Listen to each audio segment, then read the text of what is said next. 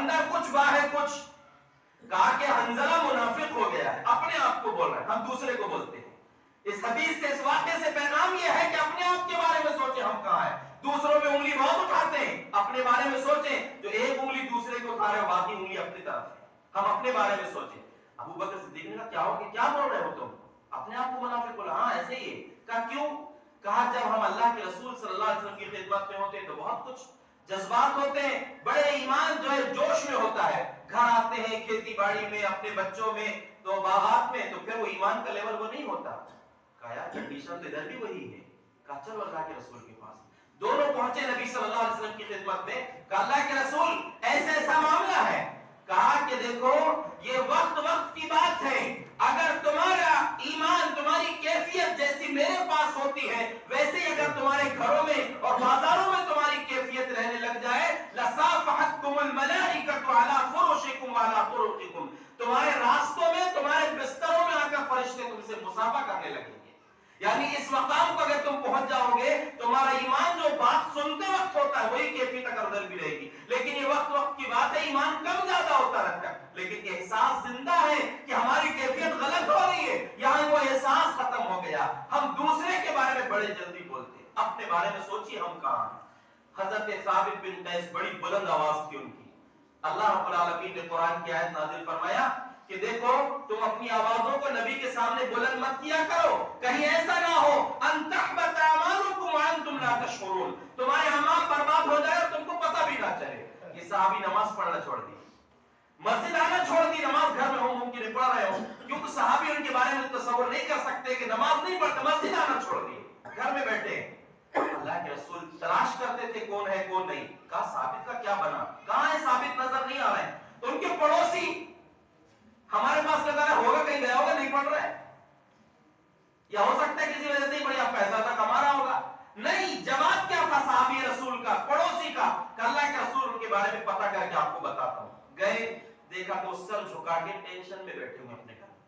کہا صحابی کیا ہوا؟ کہا کہ میں تو جہنمی ہو گیا. ہم دوسرے کو بڑے جلدی بولتے ہیں, یہ صحابی اپنے آپ کو بول رہے ہیں کہ میں جہنمی ہو گیا. کہا کیا بات ہے؟ کہا کہ میری آواز بڑی اونچی ہے اور اللہ نے کہا ہے کہ اعمال تمہارے برباد ہو جائیں گے اگر زور سے بولو گے, میرے اعمال برباد ہو گئے. اب صحابی رسول کا جواب, وہ وہاں کوئی جواب نہیں دیے. یہاں پر ایک چیز یہ بھی ہے, لوگ بڑے جلدی کوئی بھی سوال کے جواب میں جواب دے دیتے ہیں. عام لوگ بھی بڑے جلدی فتوا دے دیتے ہیں, غلط ہے یہ. صاحب علم کو فتوا دینا چاہیے. انہوں نے کوئی جواب نہیں دیا, واپس آ کر نبی صلی اللہ علیہ وسلم سے بتایا کہ وہ ایسے ایسا بول رہے ہیں. کہ واپس جاؤ, اس سے کہو انہ من اہل الجنہ, وہ تو جنتی ہے, وہ جہنمی نہیں ہے, جنتی ہے. اس کو بشارت دو جا کر. اس کی آواز فطری طور پر بلند ہے, اس کو اتنا سوچنے کی ضرورت نہیں ہے. یہ تو ان کا ہے جو بے ادبی سے, غلط انداز میں زور سے بولتے ہیں, ان کے لیے یہ تھا. آپ نے اس لیے کہا کہ جا کے بشارت دو کہ وہ تو جنتی آدمی ہے. ہم اپنے بارے میں سوچیں ہم کتنے پانی میں ہیں. اور ایک چیز اور ہے, صحابہ کا طریقہ یہ تھا کہ اگر ان کے سامنے کسی کی غیبت کی گئی تو ہم کیا کرتے ہیں, ہاں یہ بھی غلطی ہے, ہاں یہ بھی ہے, پورا اس کا بار کاٹ نکال کر.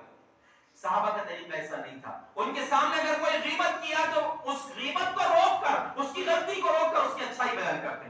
حضرت عائشہ رضی اللہ عنہا صدیقہ, ام المؤمنین عائشہ صدیقہ رضی اللہ عنہا, الزام لگا دیا گیا منافقوں کی طرف سے. کچھ مسلمان بھی بھولے بھالے ان کے چکر میں آ گئے. ان میں سے ایک تھے مصطح بن اثاثہ رضی اللہ عنہ. ان کو کوئی پتہ ہی نہیں کہ میرے خلاف کیا چل رہا ہے, بڑی بھولی بھالی خاتون. ایک دن ان کی امی کے ساتھ, مصطح بن اثاثہ کی امی کے ساتھ یہ رات کو قضاء حاجت کے لیے, بہانے کے لیے جا رہی تھی. ان کا پیر الجھ گیا, ان کی چادر میں گر گئی وہ. تو کہا تعیس مصطح, مصطح کا برا ہو, یعنی اپنے بیٹے کو برا بول رہی ہے. معلوم تھا کہ میرا بیٹا بھی اس میں شامل ہو گیا. کہ کیوں برا بول رہی ہے اس کو؟ انہو شہید بدرن, وہ ایسا عظیم صحابی ہے کہ وہ غزوہ بدر میں شریک ہوا ہے. اور غزوہ بدر میں شریک ہونے والے صحابہ اتنے خوش قسمت ہیں, اللہ نے ان کو خاص طور سے کہا تھا اعملوا ما شئتم قد غفرت لكم. اے میرے نبی کے بدری صحابہ, جو پہلی جنگ تھی اسلام اور کفر کی, بدر میں جو جتنے لوگ آئے تھے سب کو میں نے معاف کر دیا ہوں, جو جی میں کرو, تم جو بھی عمل کرو سب معاف تمہارے لیے میں نے معاف کر چکا ہوں تم کو. لیکن اس کا مطلب نہیں تھا تو آزاد مل گئی کچھ بھی کرو. پھر بھی وہ لوگ ڈرتے تھے, پھر بھی ان کے عمل اچھے تھے. تو کہا کہ بدری ہے وہ, بدر میں شریک ہونے والے صحابی. کہا کتنی بھولی ہو تم کو کچھ نہیں معلوم. کہا کیا ہوا؟ کہا تمہارے خلاف جو چل رہا ہے پروپیگنڈا, اس میں یہ हमें पूरी कहानी बताई तो जब इनको खबर हुई कैसे हुआ। बताना ये है कि वो उनकी अम्मी बुरा बोल रही थी, उम्मुल मोमिनीन कह रही क्यों उसको बुरा बोल रही, इतना अच्छा इंसान है वो। हम यहाँ पर देखें कि हम दूसरे के बारे में बड़े जल्दी बोलते हैं और जहां मौका मिल गया दो चार और नमक मिर्ची सब लगा के लोग बढ़ा देते हैं। याद रखो अल्लाह के नबी सल्लल्लाहु अलैहि वसल्लम ने फरमाया मन रद्द अन यक़ी रद्दल्लाहु वजहहु यौमल क़ियामत लिल्लाह, जो अपने भाई की इज्जत को बचाएगा दुनिया में, अल्लाह क़यामत के दिन उसकी इज्जत को, उसकी जान को जहन्नम की आग से बचा लेगा, उसको जहन्नम से बचा लेगा। हम दूसरे की गीबत ना करें, गीबत करने वालों को रोकें। इसलिए अल्लाह के बंदो हमारे लिए अपनी जुबानों को कंट्रोल करना बहुत जरूरी है, अपनी जुबानों की हिफाजत करना बहुत जरूरी है। अल्लाह के बंदो इस बात पर गौर करो। तो पहली चीज जो आपको मैंने बताया है वो नमाज में, नमाज फर्ज तो पढ़ना ही है, फर्ज का एहतिमाम करना ही है, और दूसरी चीज ये है कि आपको अपने आप को देखना है, मैं कहां हूं, हम दूसरों को देख रहे हैं। एक और तीसरी चीज ये है कि हम अपनी जिंदगी के लिए अल्लाह उसके रसूल की फरामीन को जिंदगी का अहम हिस्सा बना लें। ये ना सोचे कि फायदा होगा कि नुकसान। अल्लाह के रसूल का हुक्म है, अल्लाह का हुक्म, उसको फौरन मान लें। एक सहाबिया थी बरीरा और उनके शौहर थे मुगीफ, दोनों गुलाम थे। किसी उस टाइम जो गुलामी की जिंदगी भी होती थी, गुलाम वाला मामला था, दोनों गुलाम थे। शरीयत का उसूल ये है कि मियां बीवी, शौहर बीवी दोनों गुलाम हैं। जो पहले आजाद हो गया उसको इख्तियार है कि निकाह में रहना है कि नहीं रहना है साथ में। तो इत्तेफाक ये हुआ कि उम्मुल मोमिनीन आयशा सिद्दीका रज़ियल्लाहु अन्हा के गुलाम थे ये और उनकी बीवी दोनों बरीरा। तो बरीरा को पहले आजादी मिल गई। अब वो बोले मैं तुम्हारे साथ नहीं रहती, क्योंकि वो पसंद नहीं थे या शक्ल सूरत की वजह से पसंद नहीं थे।